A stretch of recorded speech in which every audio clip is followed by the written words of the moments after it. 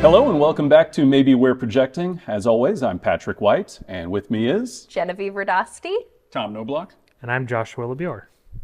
So, we haven't recorded in a while, filmed in a while, so we have our certain films that we're talking about, but I'm just curious, what have you watched lately that has really kind of stuck out to you? Something that maybe has interested you, movie-wise? Well, I watched a Jillian Bell double feature since we were last together. It was her acting and her first time directing, so that was really fun. I watched Sword of Trust on Canopy, which was directed by the late, great Lynn Shelton. Legend. Yes, legendary director. And Jillian Bell played a woman who inherits her grandfather's sword from the Civil War, which may or may not prove that the South might have won the war. And so she goes to a pawn shop ran by Mark Maron with her wife, Michaela Davis. Yes, Michaela Davis. And they try and sell the sword to him, and they get... Mackenzie Davis? No, not Mackenzie. Michaela. Okay. Definitely Michaela. And they go on all kinds of shenanigans. It's a real hangout movie and funny, and I really wish we could have seen what Shelton was going to do next, because I thought it was a great movie. And then I saw Jillian. I just want to, before you move on, I just want to just hammer that home, just how good Sword of Trust is. I mean, I've loved Lynn Shelton movies since like her first like mumblecore film. What was it called? Since her first mumblecore film, My Effortless Brilliance. I just loved her movies. Touchy Feely, My Sister. Leggies was her, right? Yeah. I love Lynn Shelton, so I'm glad you brought that up. Yeah. But yeah, go ahead. Sorry. Well, and that movie's kind of a bit of a love letter to Mark Maron, who she was dating in real life, and he just has a great performance, very touching and funny, and kind of does what Mark Maron does best, which is that vulnerable under the gruff exterior, which I love. And then I watched a movie that Jillian Bell directed called Summer of '69, which is about an awkward high schooler about to graduate, and she wants some action, so she hires a stripper to teach her confidence, essentially. And it was really funny because it's a sex comedy without the sex, but with a lot of four-letter words. So you need to be a teenager, but you also can't be expecting something like Anora out of it. I heard one person call it the Disney version of Anora, and I don't mind. I thought it was a lot of fun, so I look forward to seeing what Jillian Bell does next. Excellent. I can go next. I have recently seen The Wedding Banquet, which was a remake of the 1993 Ang Lee film. This is a really charming LGBTQ positive film in which there's kind of an interesting relationships happening where you have these two couples and they kind of get combined in an unusual way. You've got a couple that is trying to have a baby, and then you've got a couple where one of them isn't as committed to the relationship and possibly marriage as the other. And one of those individuals is also in need of a green card. So they come up with this plan where he is going to marry the woman of the other couple, get the green card marriage, and then he is going to provide them with money so that they can undergo the services to have a child because they're very expensive and it's a lesbian couple. It was a terrific, like I said, charming film. I thought the humor really worked well, but what struck me was how emotionally it hit me. I thought Andrew Ahn, who has made films in the past, Fire Island is one that you might have heard of. I love Fire Island. Is that on Hulu? It's on Hulu. Yeah. That's a great movie. Yeah. And also has Bowen Yang, right? Yep. And Bowen Yang is in The Wedding Banquet, is terrific, as well as Lily Gladstone, and Kelly Marie Tran is in it, who you might recognize from Star Wars, but not from much else, and she's really fantastic. So I hope to see more from her, and I hope to see more from Andrew Ahn as well. I think he's a terrific director who just gives life to stories that are not told as often as they should be. A movie that I want to see, but is not available yet, is I saw that Vinegar Syndrome is releasing a new cut of Dirty Work, the dirtier cut, which is apparently 7 minutes that would have made the movie R-rated. That was the original cut that they wanted to release, and the studio probably had no way to market this movie in general because it's a weird Norm Macdonald movie. But they cut it down, and I've loved the PG-13 one forever, but there's dirtier cuts out there. And so I told Patrick I want Film Streams to play it, kind of as a joke, kind of not, I don't know. Sure, But I'm excited to watch that. I rewatched a little bit of Scanners on Criterion 24/7 last weekend, and it's not one of my favorite Cronenbergs, but I was noticing as I watched it again, I was liking it more than I usually do. And I think what really works is most of the casting is just perfect, which is everybody just sort of like, there's not a lot of, there's the one guy, the doctor, who explains everything. Basically, all he does is exposition for 40 minutes of the movie. But everybody else, like, you just sort of look at them, and immediately just from their faces and the way that they're lit, it conveys so much information in the way that Cronenberg's great at. Except the lead guy is the most boring character, the most boring actor, just a total lack of any kind of charisma or interest, and everybody around him is fascinating to look at. And so that was my big takeaway, whatever we do with that. Interesting. Well, speaking of dirty movies, I'm just kidding. Lars von Trier. No, I actually, the film I wanted to highlight is, I've been on this Hong Sang-soo kick for about a year now. Somebody compared the films that I make to his, and I had never seen any of his work. And then after I watched them, I was like, oh, I get why people are comparing my films to him. So I've been on this kick, watching his films. He's been making films since the 90s. He's a Korean director, makes very minimalist films, very inspired by Eric Romer. But this one specifically, called Hotel by the River, really stick out to me just because it was a very different approach. Usually he has very locked off cameras. There's not a lot of handheld stuff, not a lot of movement. But this one really stuck out as being one that has a different type of emotional depth than his films often do. They're usually kind of tackling similar subjects, but this one's really focused on a father and his two sons, and just their relationship, and just kind of the, I don't know, fleeting nature of time, I guess, is the only way to really talk about it. But also the camera work in it is like very handheld all the way through, and it feels almost like, it's not shaky handheld camera. It feels like very much like, there's this, like, you know, for lack of a better reference, these Woody Allen films from the 80s that he did like this beautiful handheld camera work with like these long takes to kind of move through these shots. Move through these scenes. And this movie really like channeled that a lot. And then also I wanted to highlight Secret Mall Apartment. It's a documentary about these artists that literally took over this kind of nowhere space in this mall in Providence, Rhode Island. And it's like this project that ended up kind of being performance art, kind of an installation, kind of guerrilla art. But I kept seeing all these like reviews that said it's an inspiring film, and I saw the trailer and I was like, I don't know how inspiring this could be. Kind of just seems like one of those like stranger than fiction, like look at these artists doing weird things stories, but it really transcends that. And I don't actually know if the marketing really hit that home enough. Like, there's so much in this film that like I was not expecting to get teary-eyed, and I did. So I definitely hope people will watch Secret Mall Apartment. That's very cool. It's not just Dawn of the Dead without the zombies. Exactly. Yeah.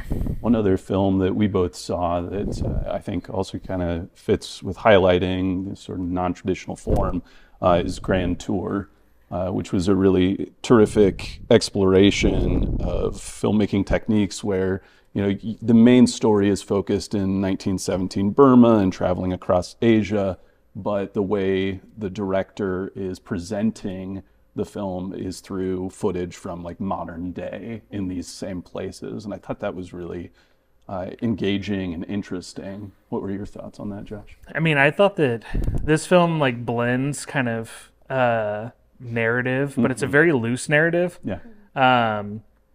And it's kind of a period piece, but then it blends like documentary footage from now. And it almost feels like a travel log. So the story kind of ties this like very loose black and white narrative with this color documentary footage, where over the documentary footage, they're giving you the narration of what's happening in the story. And it's loosely kind of related to what you're seeing on screen.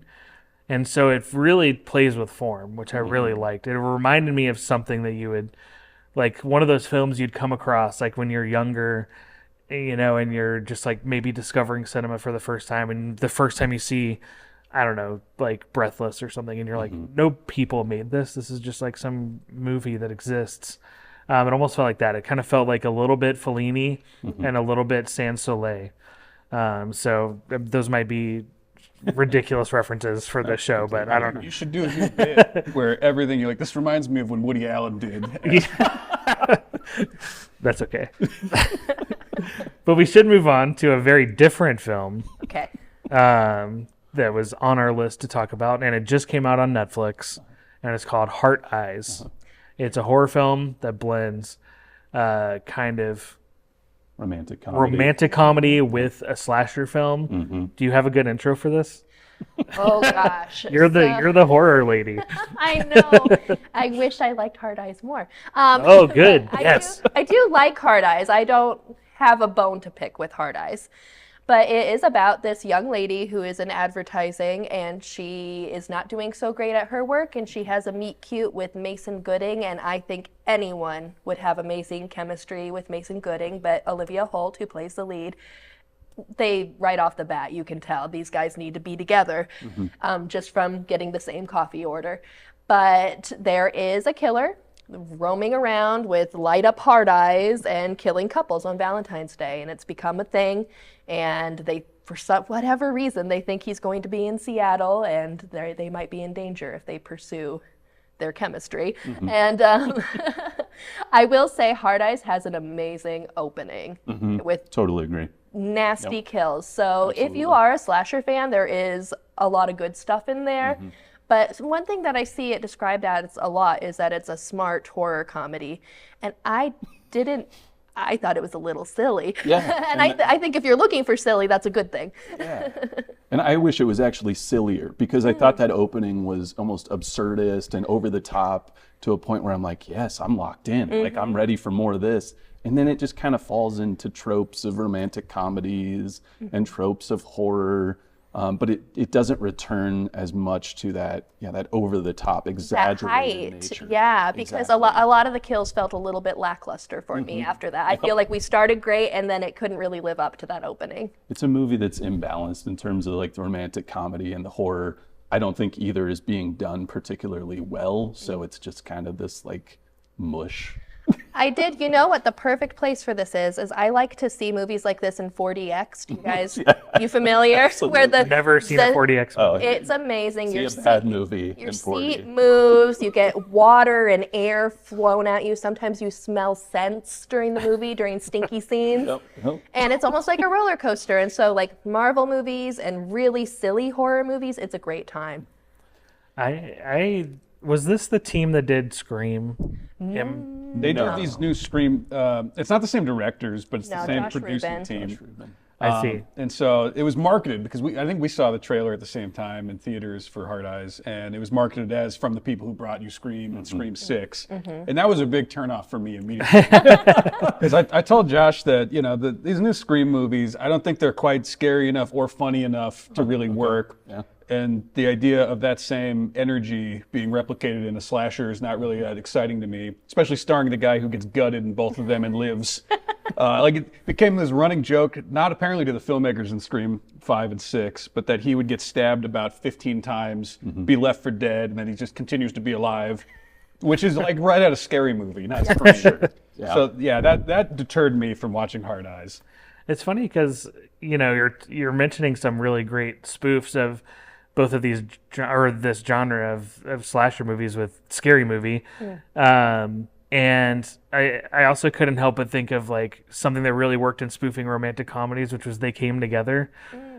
Exactly. And so I feel like it wasn't quite spoofing either genre enough. Like it was almost like too earnest in each genre. And on some level, like, I don't know if slasher films can work for me right now. And with like the cameras right now, with how polished everything is. There's something about it that I haven't seen a modern slasher film that's like particularly worked for me. And I don't know what it is, because it's like people have been trying to do different things with it. They've now blended this like romantic comedy with a slasher film. In a Violent Nature did this like whole like Somebody called it Bellatar for dumb people. I don't. I'm not saying I agree, but I did think it was funny. But this like kind of like minimalist film about like the slasher killer essentially. But I feel like none like maybe the problem I'm having is none of these like really even follow their conceit. So like this one isn't quite a spoof of either genre. And like Into Violent Nature, I feel like wasn't quite, it set up like a idea, but then it didn't follow through on it and ended up being something else. So I don't know. I don't know what it is, but there's something about slasher films right now that even when they're trying something new, they're not working for me. I read somewhere, someone called it a renaissance for the slasher film. And I've been wondering lately, like the last couple years, I haven't been enjoying new horror movies as much. Like I have some of them. Some of my favorite movies last year were horror movies, but I haven't been enjoying it as a genre as much as I used to. And I wonder if it's because there's so many slashers and that's just never really resonated with me. Did you guys see Kevin Williamson? I could go back to Scream, I guess. Yeah. He wrote, was it called Sick? Sick, yeah. I thought Sick, it was a COVID comedy slasher. And I don't know if it was an amazing movie, but that was probably the most fun I've had with a slasher in the last few years. Wow. That was actually I liked that I too. haven't seen that. Like I didn't think it was incredible or anything, but it was definitely, enjoyable. It was like enjoyable enough that I didn't feel like turned off by anything during it. It was actually like it all really worked well together. And I do love like older slashers. I mean, I love like the 80s slashers. I love like even the ones that are considered bad, like what's one with Jamie Lee Curtis on the train? I can't remember the name of that. Terror Train. Yeah, Terror Train. I love that. I mean, I love like the bad stuff. I love. I almost wonder if it has something to do with the format. Like we were talking about the format. Yeah. Everything is so slick that there's no sense of danger. Yeah. Whereas it used to be some film formats, you kind of feel like news archive footage, It felt more real. We need Hong Sang-soo to make a slasher film. There you go. Woody Allen. Or Woody Allen. No. That'd be scary. I could still watch Halloween, 1978's Halloween. I love and Halloween, Be yeah. terrified. I think It's it's so good. terrific and has aged beautifully in that regard. Yeah, I feel like we had this like heyday with films like It Follows like not too long ago. I guess it was a while ago now. A decade ago Yeah. now, right? Okay. I'm old. 2010s was amazing time for horror. 100%. Yeah, but it's been a while. When weirdly, like I'm getting more into horror probably in the last decade, so I'm seeing some really great films, in my opinion, and films that are standing out in the genre in interesting ways. So, Well, both speaking in of different horror spaces. adjacent, Yes. I think there's a new David Cronenberg film right now called The Shrouds. It's very horror adjacent on this one specifically. Yeah. But before we get into talking about The Shrouds, I want to kind of talk about your intro to David Cronenberg and maybe, or like your favorite David Cronenberg film. Okay. Because for me, with every David Cronenberg film, there's been when I initially watch it, I generally don't like it. And then I grow to love it for some Can't reason. get it out of your head. Yeah, I can't get it out of my head. I can't get the imagery out of my head. I can't. My introduction was The Fly, like a lot of people of my generation. Just because it wasn't a David Cronenberg film in our heads, it was just The Fly. It was the Jeff Goldblum The Fly. Sure. And so I got introduced to it that way, and I had always loved that film. And then I saw Videodrome. I think that's his masterpiece. Yeah, and I saw Videodrome, and I didn't like it. Huh. I thought it was like too gross, and there was something about it that I didn't like horror films at the time. Like I was kind of specifically not into horror, and I just remember being so like put off by it. But then like I couldn't stop thinking about it, and then so like a year later I rewatched it and was like, oh, I think I get it now. And then I saw like A History of Violence, and then I saw Crash, and then I saw Rabid and some of his earlier work, and then I went back to Videodrome again and was like, oh, this is a masterpiece. And even his latest films like Crimes of the Future, I wasn't sure that I liked it after I saw it, and it's like lingered with me, and I've rewatched it and now I love it. I think it's one of my favorites, and it's like one of his like recent ones. I So I'm think curious- about just with Crimes of the Future, not one of my favorites, but I like the sound of the kid eating the little plastic trash can at Yeah. the beginning. I have this vivid memory of certain scenes, and Yeah. just the way he puts things together is just unlike anybody else. And yeah, so like for me, Videodrome, I think is the comprehensive sort of manifesto of what he's up to and why he's thinking about certain ideas of the screen and the body and how we sort of, our attention changes us, what we look at has this sort of power in a way that he is always sort of doing on some level, but Videodrome is the most coherent as far as that goes. But I love all of the movies, whether it's the crime ones or the horror ones. I feel like I was always aware of Videodrome growing up, you know? Like it was always on the periphery. So by the time I saw it, it was exactly what I expected it to be. And so it didn't really, I was just kind of like, yeah, that's what I thought. That's funny. But you know, I've seen a lot of his movies now, not all of them. I wish I had, but I've seen a lot of his movies, and my favorite is actually at the very beginning is Shivers, which is, you know, people in an apartment complex who there's a little parasite that's getting in them and making them act really freaky and like ravenous to the point of murder. And I think it's very simple, but really scary, especially if you don't like bugs. I don't know if we can say this word, but that's the one where they get infected and become sort of like murderously horny. Yes, they do. Yes. And you know, I watched it with my friend Kendra, and she made a really good point. She's like, how many, because there's some disturbing imagery in this movie, and she's like, how many of those people do you think were already that way? And I was like, ooh, because yeah, there's some really, like, there's some like kids on leashes, and she's like, what if that was already happening? And this just kind of brought it to the surface, and it's like, oh, this is acceptable now. And I was like, oh no. So it really made me look at that movie a little bit differently, but it's still my favorite. And then of the more recent, I really like Maps to the Stars. I think that's a brilliant Hollywood satire with Robert Pattinson, Mia Wasikowska, and Julianne Moore. Just chef's kiss. I love that movie. Yeah.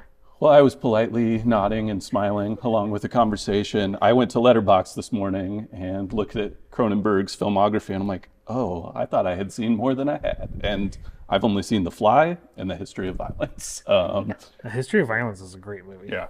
So, funny story about History of Violence. Went to see that in high school with some friends. One friend in particular was a huge fan of Viggo Mortensen at the time. This is Lord of the Rings in its heyday. Looking for another. Looking for another Hidalgo, Yeah. if you will. So we all went to enjoy this Viggo Mortensen film, and we were not mature enough to like appreciate this. So I haven't even revisited it. I need to, but The Fly is certainly one that I did watch when I was really doing my like deep dive into science fiction. You know, watching Blade Runner around the same time and The Thing, and thoroughly enjoyed that. But I did make a note today. I'm like, this is probably like baby's first Cronenberg situation here with The Fly. But yeah, You should that's still good. delightful. Yeah, you can't go full like right into Videodrome. right. Yeah. And funny enough, after I watched Bottle Rocket the other morning, I was like, I do own Videodrome on Criterion. Should I just throw it on? And I decided against it. 'Cause I was like, maybe this is not the best way to start a day. And speaking of Criterion, that's why I think I saw Videodrome for the first time. I was at the library and Sure. I checked it out, kind of sight unseen. And it was one of those films where you're like, you know, you're young and you're like, who made, like, what, did a person make this? Am I supposed to be watching this? Yeah, like and it feels like a mysterious like artifact that you're just given. The exact kind of thing that we don't have in slasher movies, that sort of visual discomfort. It's true, yeah. Yeah, that is an interesting take on that. I'm curious too, though. Now going back to his new film, The Shrouds, this is a very different take on this Cronenberg. It's not actually that different. It feels different. It feels like a drama, and it is a drama. But all those films are. I don't know. What are your takes on? For me, it was almost like one big MacGuffin, you know? It felt like a crime movie, but it also has this deep grief tragedy underneath it, and I just thought it melded so many things together brilliantly. And there's also, I know, Tom, you asked me, you're like, tell me if you find the humor in this movie, and I did. I had a few laughs at the movie theater, I think. And I just found it incredible. I thought it was a very soothing movie, actually, just because, you know, the lead character is 4 years out from his wife passing away from cancer, and he makes this technology so that she goes in a shroud, covered in micro cameras, and he can watch her body decay in its grave from an app on his phone, which is very ghoulish and creepy. But, you know, when you're grieving, your mind does weird things. And I thought it was really interesting to watch him this far along in his grieving process, and he's still processing. And I found that so relatable, the way that our brains just turn these things over to try and make sense of them. And yeah, just finding the horror in that, the humor in that, everything. I thought it was such an encompassing movie. It touched me. Yeah, I found it, the absurdity of it, I understand, but it's just the reality of grief was sort of hard for me to laugh at, you know? Right. But one thing that Cronenberg has said in interviews is he was thinking about the way that if you don't have religion, conspiracy can become your religion. And so, in particular with death, this idea that this death must mean something, but I don't have like a, you know, mystical or cosmological explanation for it. Maybe I can come up with some kind of meaning and find out why this happened, how this happened, what the purpose was.